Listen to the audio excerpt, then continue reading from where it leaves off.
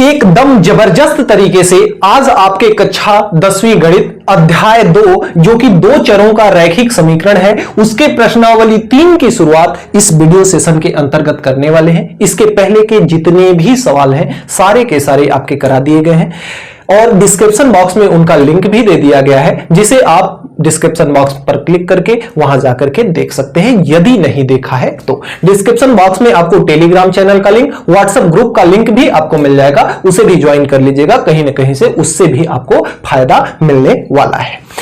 तो प्यारे बच्चों, मैं अभय कुमार सिंह विस्फोट लर्निंग एकेडमी के इस प्लेटफॉर्म से आप सभी प्यारे बच्चों का दिल की अनंत गहराइयों से हार्दिक स्वागत करता हूं और मां सरस्वती से यह मैं वंदना करता हूं कि मां सरस्वती आप सभी को सन्मार्ग की राह पर प्रेरित करे। जल्दी से बिना किसी बकवास के करते हैं वीडियो की शुरुआत। सबसे पहली चीज जो बेसिक बात है इस चैप्टर के, ये 3 कैप्सूल पॉइंट हैं। अगर ये 3 कैप्सूल पॉइंट अगर आपने इसे अच्छे से रिकॉल कर लिया तो आप बड़े आराम से प्रश्नावली 3 के सारे सवाल को हलवा बना दोगे। आइए देखते हैं ये आपके क्या कैप्सूल पॉइंट है। देखिए ये आपका है a1 बटे a2 अगर बराबर नहीं है b1 बटे b2 के तो इस समीकरण का अद्वितीय हल होगा। अद्वितीय हल का मतलब कि उसका केवल व केवल एक हल होगा। अ का मतलब नहीं, द्वितीय का मतलब कोई दूसरा, यानी कोई उसका दूसरा हल नहीं होगा, केवल व केवल एक हल होगा। कब? जब आपका a1 बटे a2 बराबर नहीं होगा b1 बटे b2 के। दूसरी बात, आपको एक चीज और यहां पे परेशान कर रही होगी कि आखिर ये a1 क्या है, आखिर ये a2 क्या है, आखिर ये b1 क्या है, आखिर ये b2 क्या है और ये c1 क्या है और ये c2 क्या है। आपको बता दें कि ये है फर्स्ट समीकरण का x का गुणांक, फर्स्ट समीकरण के x का गुणांक। x का गुणांक का मतलब x के साथ में जो लिखा है, यहां पे x का गुणांक क्या है, x के साथ में क्या लिखा है 3, यहां पे x का गुणांक क्या है 5, यहां पे x का गुणांक क्या है 2, यहां पे x का गुणांक क्या है 6। a2 का मतलब क्या है, आपके सेकंड समीकरण में x का गुणांक, सेकंड समीकरण में x का गुणांक। जैसे दो समीकरण आपको दिया रहेगा, एक समीकरण दो समीकरण, तो पहले वाले को a1 और दूसरे वाले को a2 कहेंगे। b1 क्या है, b1 आपके फर्स्ट समीकरण का, b1 आपके फर्स्ट समीकरण का y का गुणांक है। किसका गुणांक है? y का गुणांक है। अब देखिए यहां पे फर्स्ट समीकरण कौन है इसका, ये y का गुणांक, यानी y के साथ में जो लिखा है, y के साथ में क्या लिखा है 5। कभी कभी ऐसा भी होगा कि कुछ नहीं लिखा होगा, जहां कुछ नहीं लिखा होगा वहां क्या मान लोगे 1। और जो आपका b2 है यह आपका सेकेंड समीकरण में क्या है, y का गुणांक है। अब सेकेंड समीकरण में y का गुणांक क्या है, जैसे देखो ये दो समीकरण, दो सवाल दिए हुए हैं, इसका सेकेंड समीकरण ये है और इसका सेकेंड समीकरण ये है। इसके y का गुणांक 3 है, इसके y का गुणांक -9 है, चिन्ह को नहीं छोड़ते। c क्या है, c आपका फर्स्ट समीकरण का अचर पद है। अचर पद यानी जिसके साथ कुछ ना लिखा हो, जैसे ये अचर पद है 12, ये अचर पद कितना है 4, लेकिन इसे जब समीकरण के अंदर लाओगे तो ये माइनस का 12 हो जाएगा, क्योंकि बराबर के इधर लाके हमको लिखना है। समीकरण हमेशा इस रूप में होता है, ax प्लस by और प्लस का c इक्वल टू 0, इस रूप में समीकरण आपका होता है। तो आपको इसको 12 को अंदर लाना पड़ेगा, यानी c का मान कहें तो c का मान ये माइनस का 12 हो जाएगा। और ये आपका सेकेंड अचर पद है, सेकेंड अचर पद है, सेकेंड समीकरण का अचर पद और ये फर्स्ट समीकरण का अचर पद।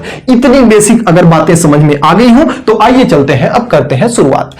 यहां पे देखिए अगर a1 बटे a2 बराबर b1 बटे b2 तो है, लेकिन c1 बटे c2 बराबर नहीं है, तो उस समीकरण का कोई भी हल नहीं निकलेगा। यानी दोनों ही रेखाएं समांतर चली जाएंगी, दोनों रेखाएं समांतर चली जाएंगी, यानी उसका कोई हल नहीं है। अगर एक जगह पर प्रतिच्छेद करती हैं तो उसका केवल व केवल एक हल होता है, जिसे अद्वितीय हल कहते हैं। और अगर कहीं पे ये तीनों अनुपात बराबर है तो उस समीकरण के अनेक हल निकलने लगेंगे, जैसा कि प्रश्नावली 1 में हमने उदाहरण कई लिया था।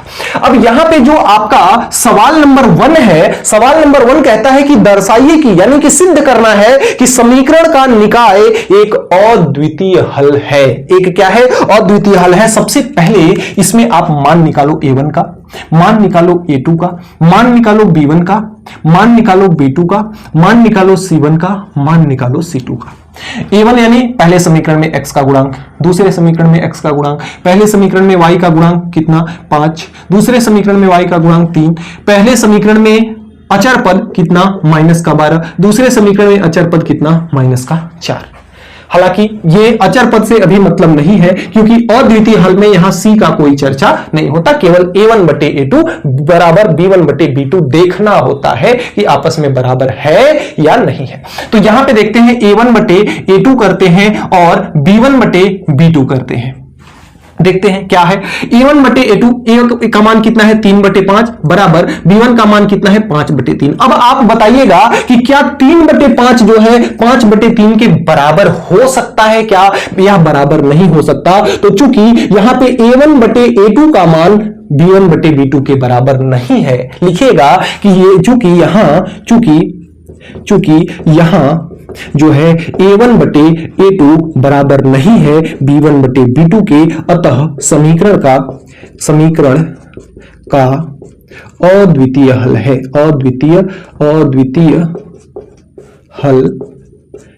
अद्वितीय हल है। इस प्रकार से आपका ये पहला सवाल कंप्लीट होता है।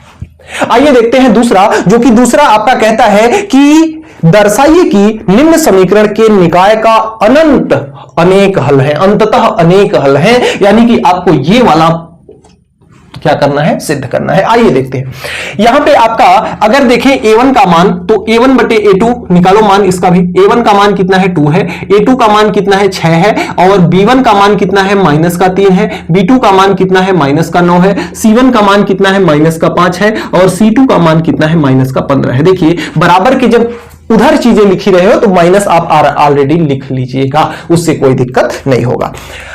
इधर लाने की कोई आवश्यकता नहीं है, डायरेक्ट माइनस आप लिख सकते हैं। अब आपको दिखाना है a1/a2 बराबर b1/b2 बराबर c1/c2।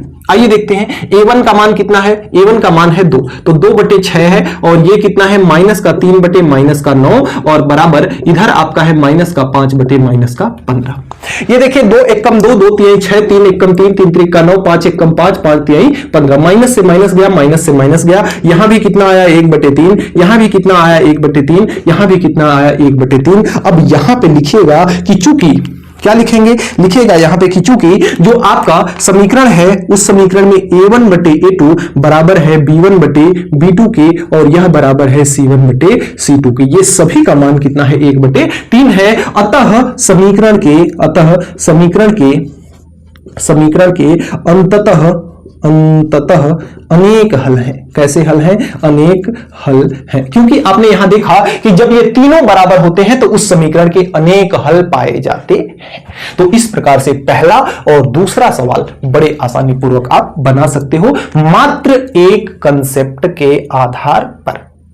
तो अब आइए देखते हैं आपके प्रश्न संख्या 3 को। प्रश्न संख्या 3 देखिए, कहता है कि k के मान ज्ञात कीजिए। k का आपको क्या करना है, मान ज्ञात करना है, जिसके लिए निम्नलिखित समीकरणों के निकाय का कोई हल नहीं है। और यानी कि एक कंडीशन आपको इस प्रश्न में दे दिया कि इस निकाय का कोई हल नहीं है, और जब कोई हल नहीं होगा तो ये आपका समीकरण अप्लाई किया जाएगा, यानी a1/a2 बराबर b1/b2 होगा। इसलिए समीकरण का आपको दिया है कि कोई हल नहीं है, और जब कोई हल नहीं होगा तो a1/a2 बराबर b1/b2 होगा। सबसे पहले इसमें a1 a2 का मान निकालो। a1 का मान 8 है और a2 का मान कितना है, a2 का मान कितना है, k है।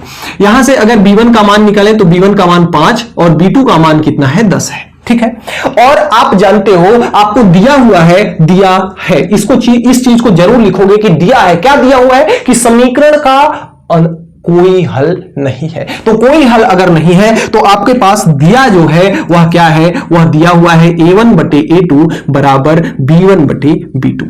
c1/c2 को नहीं लेंगे क्योंकि वह बराबर नहीं है, तो उसको छोड़ देंगे फिलहाल। इन दोनों को लेकर के हम सिद्ध कर लेंगे, हल कर लेंगे। अब यहां से अगर a1 का मान रखें तो a1 का मान है 8, a2 का मान है k बराबर b1 का मान है 5, b2 का मान कितना है, 10 है। तो इसका तिर्यक गुणा करा देते हैं, इसका गुणा इसके साथ, इसका गुणा इसके साथ। तो 10 में 8 का गुणा होगा तो इधर आ जाएगा 80, k में 5 का गुणा हो जाएगा तो इधर आ जाएगा k 5k। तो 5 को 80 के पास जब भेजेंगे तो यह गुणा में है, भाग में आ जाएगा, 80/5 हो जाएगा। और ये k बराबर कितना हो जाएगा, k बराबर कितना हो जाएगा आपका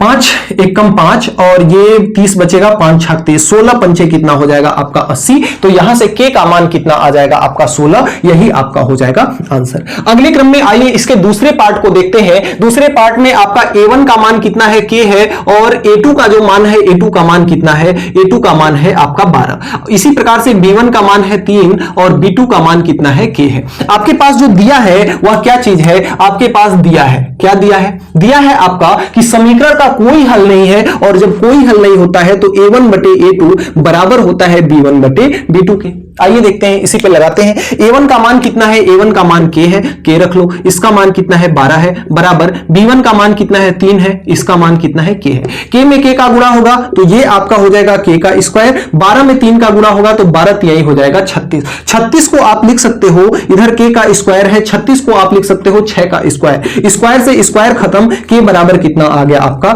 k बराबर आ गया 6। तो इस प्रकार से आप तीसरे सवाल को कर सकते हो। अब तीसरे का जो तीसरा पार्ट है वह आपके लिए होमवर्क में के लिए दिया जा रहा है, आप करके बड़े बकायदे आराम से कमेंट बॉक्स में कमेंट करके हमें बता दीजिएगा कि हां सर हमने तीसरे का तीसरा पार्ट कर लिया। अगले क्रम में आइए देखते हैं हम प्रश्न संख्या 4 के। 4 प्रश्न में आपके 1 2 3 4 पार्ट टोटल दिए हुए हैं और कह रहा है कि निम्नलिखित समीकरण निकाय के एक अद्वितीय हल के लिए के का मान ज्ञात कीजिए। यानी इसमें जो कंडीशन दिया है वह कह रहा है अद्वितीय हल है, यानी a1 बटे a2 बराबर नहीं है b1 बटे b2 के। इस कंडीशन में आपको के का मान निकालना है। आइए निकाल हैं। सबसे पहली चीज कि a1 का मान इसमें कितना है, k है, a2 का मान कितना है 3 है, इसी तरह से b1 का मान कितना है 2 है, और b2 का मान यहां y के साथ कुछ नहीं है तो कितना है 1 है। ठीक है, अब आपको जो चीज दिया हुआ है आप यहां लिखेंगे दिया है। दिया क्या है, आपको बोल रहा है कि समीकरण का हल अद्वितीय है, तो अद्वितीय है यानी कि a1 बटे a2 यह बराबर नहीं है b1 बटे b2 के, यह बराबर नहीं है b1 बटे b2 के। तो यहां से a1 का मान कितना है, a1 का मान है आपका k, a2 का मान कितना है 3, यह बराबर नहीं होगा, b2 का मान कितना है 2 और यह है 1। 1 में k का गुणा होगा तो यह हो जाएगा k और यह बराबर नहीं होगा 3 दूना 6 के, यानी यहां पे k का मान केवल 6 के बराबर नहीं होगा, बाकी कुछ भी हो सकता है। 6 के बराबर अगर होगा तो उस समीकरण का अद्वितीय हल नहीं निकलेगा, यही आपका हो जाएगा आंसर। यानी कि k का मान 6 के बराबर नहीं है, अन्यथा कुछ भी हो सकता है, 6 के अलावा कुछ भी हो सकता है। इसी तरह से दूसरा आइए देखते हैं। यहां पे a1 का मान कितना है 1 है, a2 का मान कितना है, a2 का मान -2 है, b1 का मान कितना है 3 है और b2 का मान कितना है k है।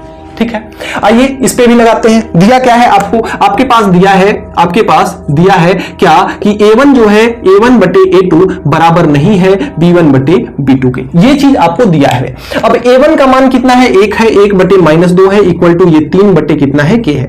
k का गुणा 1 के साथ होगा तो k, -2 का गुणा 3 में होगा तो माइनस का हो जाएगा 6 और यह बराबर नहीं है, यानी k का मान यहां पर -6 को छोड़ करके बाकी कुछ भी हो सकता है। तो इस तरह से आप ऐसे सवालों को बना सकते हो। आइए तीसरा देखते हैं। यहां पे a1 का मान कितना है k और a2 का मान कितना है, यहां पे a2 का अब 1, चलिए कोई बात नहीं, इधर से आपको मतलब है नहीं अभी फिलहाल, इधर से आपको मतलब है नहीं फिलहाल, इधर से केवल मतलब है। इधर आपका a2 का मान कितना है, a2 का मान है 12, इधर आपका b1 का मान है 3 और b2 का मान कितना है, b2 का मान है k। आपके पास यहां से दिया हुआ है, क्या दिया है, आपके पास दिया है, क्या दिया हुआ है कि जो आपका a1 बटे a2 है वह बराबर नहीं है b1 बटे b2 के। इसी पर हम खेल करेंगे।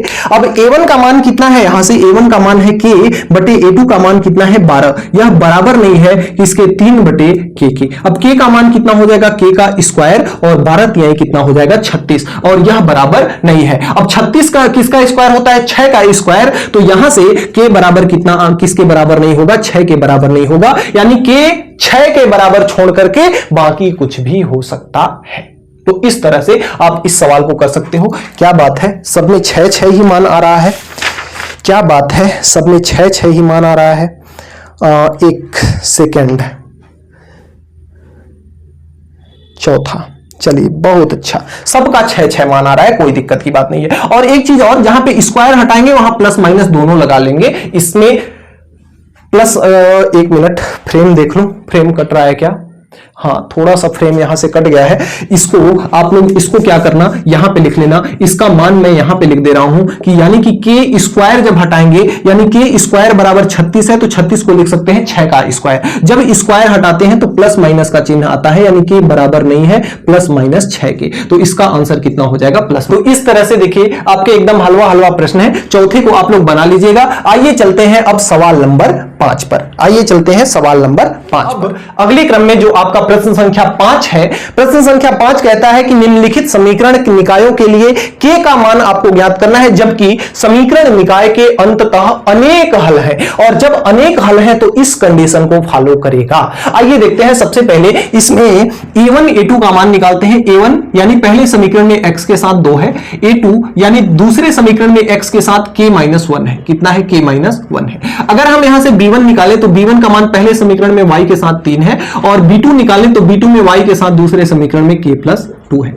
इसी तरह से c1 निकाले तो c1 कितना है? -7 है, इधर ले आएंगे तो प्लस से माइनस हो जाएगा, और इधर से c2 ले आएंगे तो ये 3k से -3k हो जाएगा। ठीक है, अब एक चीज अब देखिए, यहां आपको जो दिया है प्रश्न में क्या दिया है? आपको दिया हुआ है कि समीकरण के अंततः अनेक हल है, अनेक हल है तो इस कंडीशन को फॉलो करेगा। यानी कि आपको दिया हुआ है a1 बटे a2 इक्वल टू b1 बटे b2 इक्वल टू c1 बटे c2, ये चीज आपको दिया है। अब यहां से a1 का मान देखिए कितना है? 2 है।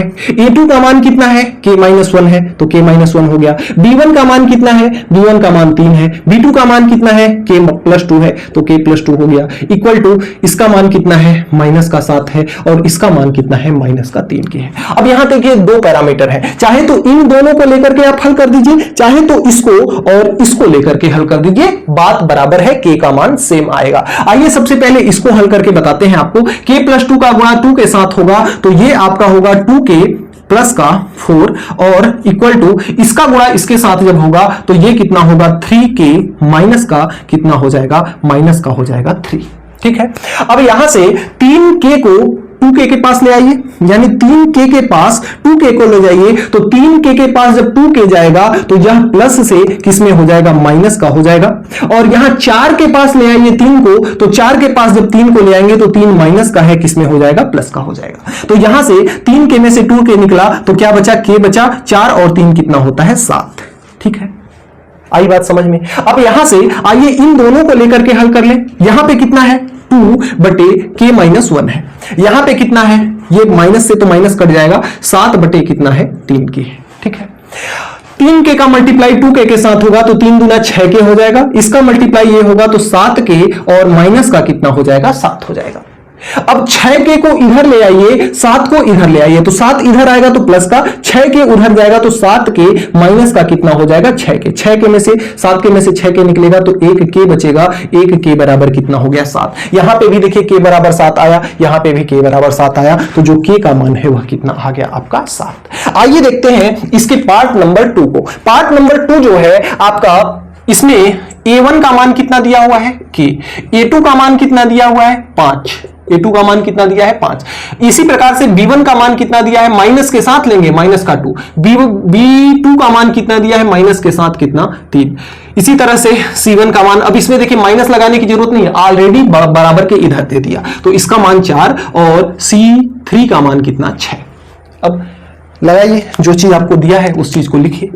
दिया है, क्या दिया हुआ है? दिया है कि a1 बटे a2 जो है वह बराबर है b1 बटे b2 के, और यह बराबर है c1 बटे c2 के। ये तीनों एक दूसरे के इक्वल है। अब आइए देखते हैं, a1 का मान कितना है? k है, डिवाइड बाई a2 का मान कितना है? 5 है, इक्वल टू ये है माइनस का 2, ये है आपका माइनस का 3, ये है आपका 4, और ये है आपका 6। माइनस से माइनस गया, और k का 3 में गुणा होगा तो 3k, और 5 में 2 का गुणा होगा तो कितना होगा? 5 दूना 10, तो k का मान कितना आ गया? 10 बटे 3। कितना आ गया? 10 बटे 3। यही आपका हो जाएगा आंसर। तो इस प्रकार से आप पांचवा का पहला, दूसरा पार्ट बना सकते हैं। तीसरा और चौथा एकदम आसान है, इसी प्रकार से आप लोग कर लेंगे। मैं तीसरा चौथा नहीं बता रहा हूं, आप कमेंट करके बताएंगे कि हां सर हमने कर लिया। आइए देखते हैं क्वेश्चन नंबर 6 क्रम में प्रश्न संख्या 6, बहुत ध्यान से समझिएगा। यदि x बराबर 2 y बराबर 4 दिया है तो समीकरण में p का मान ज्ञात कीजिए। x बराबर 2 y बराबर 4 दिया है तो p का मान ज्ञात करना है इस समीकरण के माध्यम माध्यम से। कितना हलवा प्रश्न है, आइए देख लेंगे अभी आप भी। देखिए ये आपका 7 है, इंटू में x लिखा है, x का मान कितना है 2 है, माइनस का इधर आपका 4 है, इंटू में y लिखा है, y का मान 4 है, और यह किसके बराबर है, p के बराबर है। तो यहां से 7 दूना के 14 और माइनस 4 चौका 16 इक्वल टू कितना है, p है। तो यहां से p बराबर 16 में से 14 निकलेगा, तो बड़े का चिन्ह माइनस आएगा, p बराबर हो जाएगा -2। यही आपका हो जाएगा आंसर। इसी तरह से अगर 7वें सवाल को देखें तो कह रहा है 7वां सवाल कि के का मान ज्ञात कीजिए यदि एक सरल रेखा का समीकरण यह है जो बिंदु इससे होकर के जाती है। आपको इसके बेसिक क्लास में यदि पता हो तो हमने वहां पे बताया था बहुत डीप में जाकर के कि यदि ऐसा बिंदु दिया हो तो पहले को x और दूसरे को y कहते हैं, जिसे हम कहते हैं इसे पहले वाले को भुज और y वाले को कहते हैं कोटि। हमने बताया था, यदि याद हो तो। अगर आपको याद हो तो आप कमेंट करके बताइएगा कि हाँ सर हमें याद था। अच्छा विद्यार्थी वही होता है जो पिछली बताई गई बातों को हमेशा के लिए याद रखता है। तो आप अच्छा विद्यार्थी बनिए। यहां से देखिए, आप अगर आपका रेखा इस बिंदु से होकर के जाती है तो ये बिंदु इस रेखा को संतुष्ट करेंगे, यानी x का मान 1 होगा और y का मान -1 होगा, जिसमें रेखा दिया हुआ है आपका 2 इंटू x का मान है 1 माइनस k इंटू y का मान है -1, और यह बराबर है किसके, 9 के। तो यहां से हो जाएगा 2 और ये माइनस इस माइनस को प्लस बना देगा, प्लस का k हो जाएगा इक्वल टू हो जाएगा 9। 2 को उठा के उधर फेंक दो तो k बराबर हो जाएगा 9, और 2 इधर आएगा तो माइनस का हो जाएगा 2, तो k बराबर आपका आ गया 7। तो इस तरह से आप 7वें और 6वें सवाल को कितने आसानी पूर्वक हल कर सकते हैं। देखिए इस प्रश्नावली का जो लास्ट प्रश्न है, प्रश्न संख्या 8, आपकी पुरानी यादों को ताजा करने वाला है। कह रहा है कि जांचिए कि निम्नलिखित समीकरण निकाय अद्वितीय हल रखता है या कोई हल नहीं रखता अथवा अंततः अनेक हल रखता है। तीनों में से ये किस कंडीशन को फॉलो कर रहा है, ये जांच करना है। यदि अद्वितीय हल रखता है तो चरों का आपको मान भी ज्ञात करना है। सबसे पहला काम यहां पे आप किसका मान निकालिए, a1 का, जिसका मान कितना है 4, a2 का मान निकालिए जिसका मान कितना है 2, b1 का मान निकालिए दिया है 7, b2 का मान निकालिए कितना दिया हुआ है 1, c1 का मान निकालिए दिया हुआ है -18, c2 का मान निकालिए दिया हुआ है -4। ठीक है, सबका मान आ गया। अब आइए चेक करते हैं इसको अनुपात के रूप में, a1 बटे a2 बराबर b1 बटे b2 बराबर c1 बटे c2। क्या इस कंडीशन में से किसको फॉलो कर रहा है, हमें यह चेक करना है। a1 बटे a2 यानी कि आपका कितना है 4 बटे 2, a1 बटे a2 यानी कितना है 4 बटे 2, b1 बटे b2 बराबर है 7 बटे 1, कितना है 7 बटे 1, c1 बटे c2 बराबर है -18 बटे 4, -4। अब माइनस से माइनस गया, ये 4 से कितनी बार में कट जाएगा, 2 बार में, तो इधर आप 2 बटे 1, इधर आ गया 7 बटे 1, इधर आ गया 2 से काटेंगे तो 9 दूना 18, 2 दूना 4। अब ये ना तो इसके बराबर है ना तो इसके बराबर है, यानी कि इस समीकरण का अद्वितीय हल है, अद्वितीय हल है, इस समीकरण का अद्वितीय हल है। क्योंकि a1 बराबर b1, a1 बटे a2 बराबर नहीं है b1 बटे b2 के, तो उस समीकरण का हल कैसा होगा, अद्वितीय होगा। अब अगर अद्वितीय हल है तो इसमें से चरों का मान भी ज्ञात करना है, यानी x और y का मान भी बताना है आपको। तो आइए बता देते हैं विलोपन विधि से। हम इसको मान लेते हैं समीकरण नंबर 1, इसको मान लेते हैं समीकरण नंबर 2, और यहां पे 4x है, यहां पे 2x है, 2 का गुणा अगर समीकरण 2 में कर दें तो 4 हो जाए, और इन दोनों को घटा दें तो x क्या हो जाए, बर्बाद हो जाए। आइए वही कर लेते हैं, समीकरण 1 में से घटाते हैं समीकरण 2 इंटू 2 करके। ठीक है, समीकरण 1 कितना है, समीकरण 1 है 4x प्लस का 7y इक्वल टू कितना है 18 है। इसमें जब 2 का गुना हो जाएगा तो ये हो जाएगा 4x और प्लस का 2y इक्वल टू 4 दूना कितना हो जाएगा 8। इसको जब घटाया जाएगा चिन्ह सभी क्या हो जाएंगे, बदल जाएंगे। ये दोनों क्या होगा, कट जाएगा। 7y में से 2y निकलेगा, 5y बचेगा। 18 में से 8 निकलेगा, 10 बचेगा। y बराबर कितना आ गया, 2 आ गया। 5 एकम 5, 5 दूना के 10। अगर y बराबर 2 2 आ गया तो समीकरण 1 से यहां लिखो, समीकरण 1 से, समीकरण 1 कितना है 4x प्लस का 7y इक्वल टू कितना है 18 है। y का मान तो 2 है तो यहां पे रखो 4x बराबर 7 गुना के y का मान 14, तो 4x प्लस का 7 गुना के 14 इक्वल टू 18। 14 को उधर उठा के फेंको तो 4x बराबर 14 उधर जाएगा तो 18 माइनस 14 हो जाएगा, जिसमें से कितना बचेगा 4। तो 4x बराबर 4 तो x बराबर कितना 1, तो x बराबर आपका 1 और y बराबर कितना आ गया 2। तो इस तरह से आप इस प्रश्नावली के सभी सवाल बड़े सहज सरल और आसान भाषा में हल कर सकते हैं। वीडियो कैसी लगी? वीडियो में बताया गया जो भी सवाल वह आपको समझ में आया कि नहीं? यदि बेहतरीन ढंग से समझ में आ गया हो तो गुरु दक्षिणा के रूप में वीडियो को 2-4 अपने दोस्तों में शेयर जरूर कर दीजिएगा, एक प्यारा सा कमेंट जरूर कर दीजिएगा। मिलते हैं नेक्स्ट वीडियो में, तब तक के लिए गुड बाय, जय हिंद।